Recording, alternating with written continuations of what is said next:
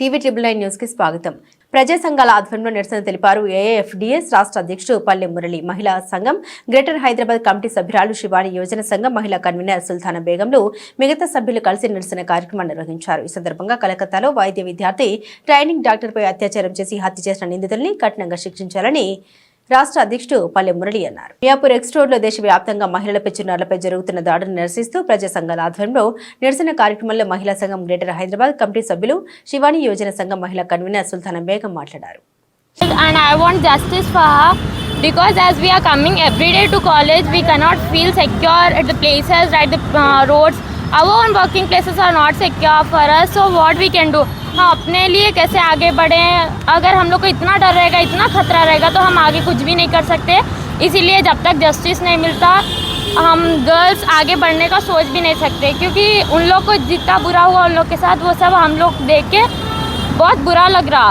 मतलब हर लड़की अपने लिए कुछ ना कुछ करना चाहती है अपने पेरेंट्स के लिए, बट फिर भी वो इतना आगे बढ़ने के बाद भी उनके साथ इतना बुरा हो रहा. So we want justice for Monika Devnath. Thank you.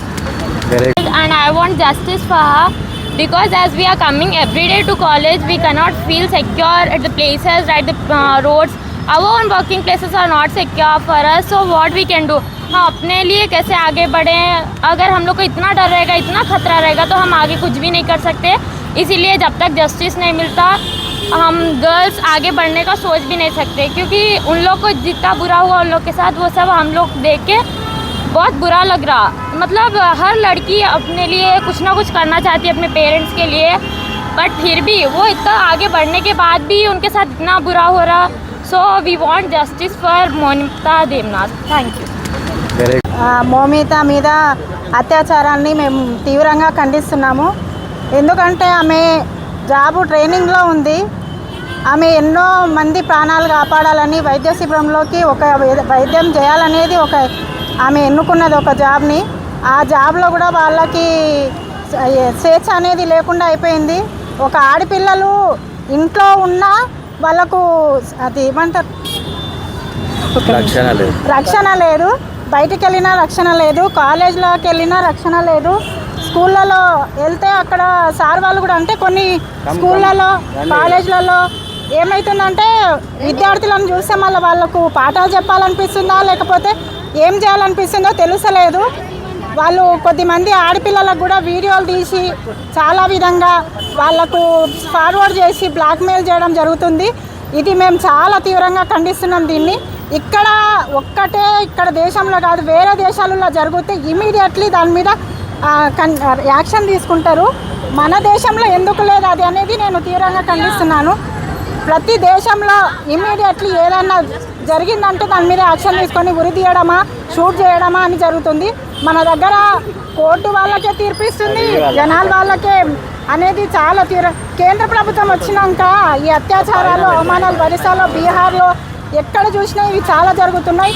ఆంధ్రప్రదేశ్లో అయినా సరే, మన తెలంగాణలో అయినా సరే ఒక ఆడబిడ్డ బయటికి వెళ్ళాలంటే చాలా భయపడుతున్నారు. కన్న తల్లిదండ్రులను పిల్లలను చదివించాలని కూడా భయపడుతున్నారు. ఈ విషయంలో కేంద్ర ప్రభుత్వాలైనా రాష్ట్ర ప్రభుత్వాలైనా ఎవరైనా సరే దీని మీద యాక్షన్ ఇమ్మీడియట్లీ తీసుకుంటే చాలా బాగుంటుందని నేను కోరుకుంటున్నాను. ఇంత ఘోరమైన సంఘటన జరిగినప్పుడు వాళ్ళను టర్మినేట్ చేయాలి.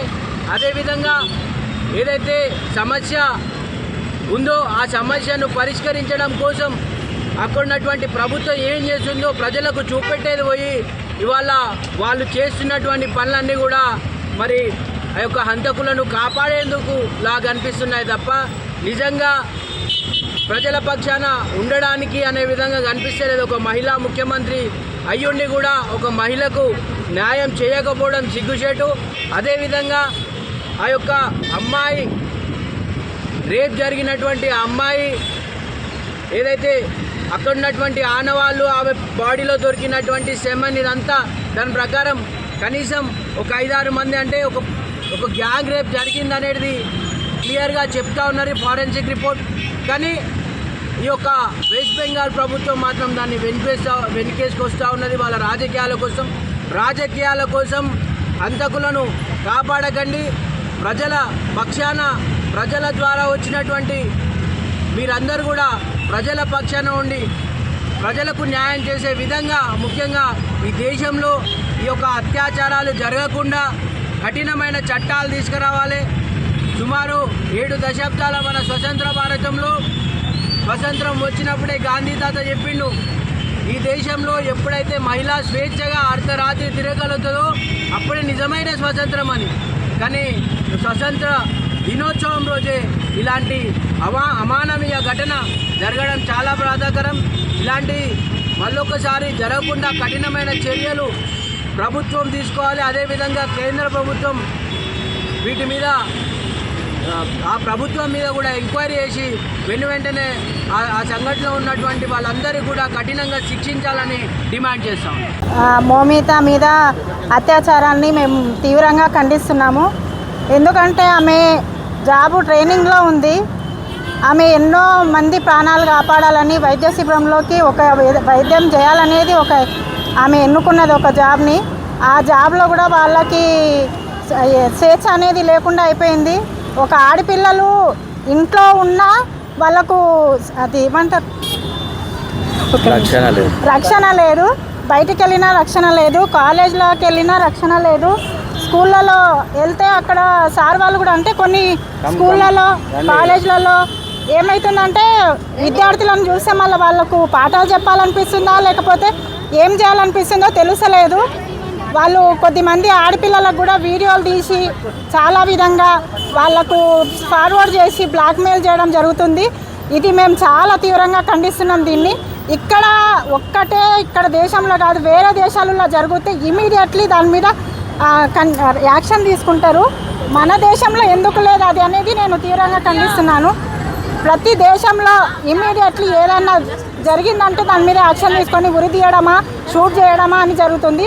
మన దగ్గర కోర్టు వాళ్ళకే తీర్పిస్తుంది, జనాల వాళ్ళకే అనేది చాలా కేంద్ర ప్రభుత్వం వచ్చినాక ఈ అత్యాచారాలు అవమానాలు ఒరిస్సాలో బీహార్లో ఎక్కడ చూసినా ఇవి చాలా జరుగుతున్నాయి. ఆంధ్రప్రదేశ్లో అయినా సరే మన తెలంగాణలో అయినా సరే ఒక ఆడబిడ్డ బయటకు వెళ్ళాలంటే చాలా భయపడుతున్నారు. కన్న తల్లిదండ్రులను పిల్లలను చదివించాలని కూడా భయపడుతున్నారు. ఈ విషయంలో కేంద్ర ప్రభుత్వాలైనా రాష్ట్ర ప్రభుత్వాలైనా ఎవరైనా సరే దీని మీద యాక్షన్ ఇమ్మీడియట్లీ తీసుకుంటే చాలా బాగుంటుందని నేను కోరుకుంటున్నాను. అత్యాచారం జరిగి ఇప్పటికీ 13 రోజులు అవుతుంది. ఇప్పటి వరకు ప్రభుత్వాలు కానీ మహిళా నాయకురాళ్ళు కానీ ఆయనని ఉరి తీయడం కానీ లేకపోతే సూసైడ్ చేసి చంపేయడం కానీ ఎలాంటి చర్యలు తీసుకోకపోవడము చాలా దారుణము. ఎందుకంటే మహిళల మీద లైంగిక వేధులు ఎక్కడ కూడా ఒక డాక్టర్ 10 మందికి ప్రాణం పోసే డాక్టర్ని కూడా రక్షించుకోలేని దేశంలో మనం బతుకుతున్నాం. మహిళలకు రక్షణ అనేదే లేదు. ఏ ప్రభుత్వం వచ్చినా ఏది వచ్చినా వాళ్ళ పథకాల లబ్ధి గురించి కానీ వాళ్ళని పేద ప్రజలు ఉండే నివాస స్థలాల్లో వాళ్ళని ఖాళీ చేసే మీద ఉన్న శ్రద్ధ ఒక మహిళ మీద అత్యాచారం జరిగి 13 రోజులు అవుతున్నా ఇప్పటి వరకు ఎలాంటి చర్య తీసుకోకపోవడం చాలా దారుణం. అంతేకాకుండా చిన్నపిల్లల నుంచి పెద్దవాళ్ళ వరకు మహిళల మీద అనేకమైన దాడులు, ఎక్కడ ఇంట్లో నుంచి బయట ప్రపంచం ఎక్కడ పోయినా రక్షణ లేని పరిస్థితిలో మనం ఉన్నాము. అందుకని ఇప్పటి నుంచి అయినా వెంటనే వాడిని ఉరి తీయడం చేత కాకపోతే మహిళలకు అప్పచెప్పండి, వాడిని ఎలా చేయాలో మేము చేస్తాం. అది కాకుండా ఒకడే కాదు, ఎంతమంది చేశారో కానీ ఇప్పటి వరకు నిర్ధారించలేని స్థితిలో ఉన్నారు అక్కడ ప్రభుత్వం కానీ. ఇదే రకంగా కొనసాగితే మహిళల పరిస్థితి ఏంటి? అంతేకాకుండా చిన్న దాడి జరిగినా ఏది జరిగినా వెంటనే శిక్ష అమలు చేసే విధంగా బయట ఏ స్టేట్లో చూడు వెంటనే చర్య తీసుకోవడం జరుగుతుంది. కానీ మన దగ్గర మట్టుకి ఎందుకు ఇలా తీసుకోలేకపోతున్నారు? మహిళలు అంటే ఇంత నిర్లక్ష్యం ఏంటి? బేటీ బచావో బేటీ పడావో అని చెప్పడం వరకే కాదు, ఇంత దారుణం జరిగిన అమ్మాయి ఎంత బీద కుటుంబంలో పుట్టిందనే నిర్లక్ష్యమా? ఇంత వైఖరి ఎందుకు చేస్తున్నాయి ప్రభుత్వాలు? ఇలాంటి వైఖరి చేయకూడదు. మహిళల మీద ఏది జరిగినా ప్రభుత్వానికి దమ్ము ధైర్యం లేకపోతే మహిళా సంఘాలకు అప్పచెప్పండి, వాళ్ళ సంగతి ఏంటో మేము చూస్తామని ఈ సందర్భంగా తెలియజేస్తున్నాం. ఇంకొకటి మీడియా వాళ్ళు కానీ ఛానల్స్ కానీ టీవీ వాళ్ళు కానీ అమ్మాయికి ఇలా జరిగింది అలా జరిగింది, ఈడ బ్లడ్ వచ్చింది ఆడ బ్లడ్ వచ్చిందని ఒక నీచంగా ప్రతి దాంట్లో చెప్పడమే కానీ చేసినోడెవడు వాడిని ఏం చేయాలని ఇప్పటి వరకు క్వశ్చన్ కాదు. ఎంత నీచం! ఒక మహిళ గురించి ఈ రకంగా ఉంది ఆ రకంగా ఉంది, ఈ భాగం ఇలా ఆ భాగం సిగ్గుచేటుగా చెప్పుకుంటాం. మా మహిళలు చెప్పుకోవడానికి సిగ్గు అనిపించే మీడియా వాళ్ళు వాని ఉరిదీయండి, లేదా సమాజంలో ఏం జరుగుతుంది, ఇలా జరిగినప్పుడు వాడిని ఎలా చేయాలని మీడియా వాళ్ళు కానీ ఛానల్ వాళ్ళు కానీ వాటి మీద ఇలాంటి నీచం దారి మీద చూపించే శ్రద్ధ వాటి మీద చూపించండి అని కోరుకుంటున్నాం. ఎందుకని ఒక మహిళ నుంచి మరి నీచంగా అన్ని పాటలు విభజించి మీడియా వాళ్ళు కానీ ప్రతి ఒక్క ఛానల్ వాళ్ళు చూపించడం ఇది కరెక్ట్ కాదు. జరిగింది దానికి ప్రతిఫలంగా మనం ఏం చేయాలి, ఎలా పట్టించాలి, మనం తీసుకునే చర్య ఎలా ఉండాలి, మహిళలకు ఎంత ఉపయోగపడుతుందని ఆలోచించాలి. కానీ ఇది అది అని చెప్పడమే సరిపోతుంది. ఇలాంటి పొరపాట్లు ఇక ముందు చేయకండి. మీడియా వాళ్ళకు మరియు నమస్కరించి చెప్పడం జరుగుతుంది. మహిళల గురించి జరుగుతుంది. అత్యాచారం జరిగి ఇప్పటికీ 13 రోజులు అవుతుంది. ఇప్పటి వరకు ప్రభుత్వాలు కానీ మహిళా నాయకురాళ్ళు కానీ ఆయనని ఉరి తీయడం కానీ లేకపోతే సూసైడ్ చేసి చంపేయడం కానీ ఎలాంటి చర్యలు తీసుకోకపోవడము చాలా దారుణము. ఎందుకంటే మహిళల మీద లైంగిక వేధులు ఎక్కడ కూడా ఒక డాక్టర్ 10 మందికి ప్రాణం పోసే డాక్టర్ని కూడా రక్షించుకోలేని దేశంలో మనం బతుకుతున్నాం. మహిళలకు రక్షణ అనేదే లేదు. ఏ ప్రభుత్వం వచ్చినా ఏది వచ్చినా వాళ్ళ పథకాల లబ్ధి గురించి కానీ వాళ్ళని పేద ప్రజలు ఉండే నివాస స్థలాల్లో వాళ్ళని ఖాళీ చేసే మీద ఉన్న శ్రద్ధ ఒక మహిళ మీద అత్యాచారం జరిగి 13 రోజులు అవుతున్నా ఇప్పటి వరకు ఎలాంటి చర్య తీసుకోకపోవడం చాలా దారుణం.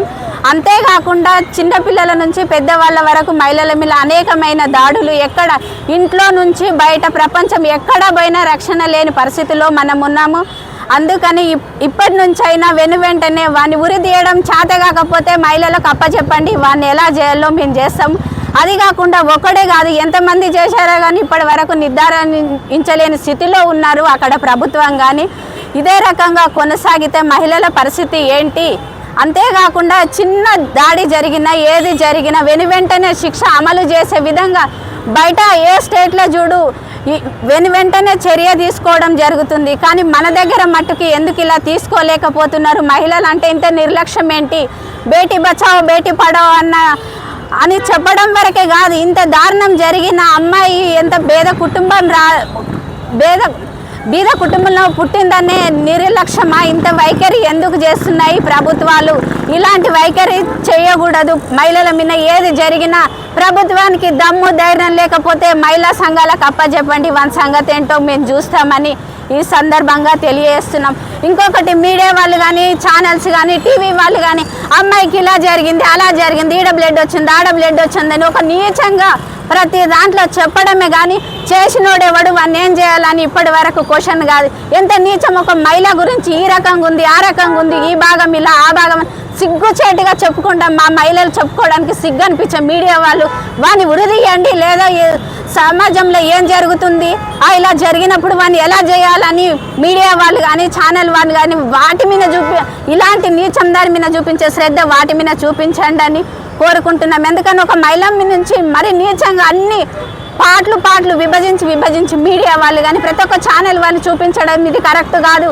జరిగింది దానికి ప్రతిఫలంగా మనం ఏం చేయాలి, ఎలా పట్టించాలి, మనం తీసుకునే చర్య ఎలా ఉండాలి, మహిళలకు ఎంత ఉపయోగపడుతుందని ఆలోచించాలి. కానీ ఇది అది అని చెప్పడమే సరిపోతుంది. ఇలాంటి పొరపాట్లు ఇక ముందు చేయకండి. మీడియా వాళ్ళకు మరియు నమస్కరించి చెప్పడం జరుగుతుంది. మహిళల గురించి జరుగుతుంది.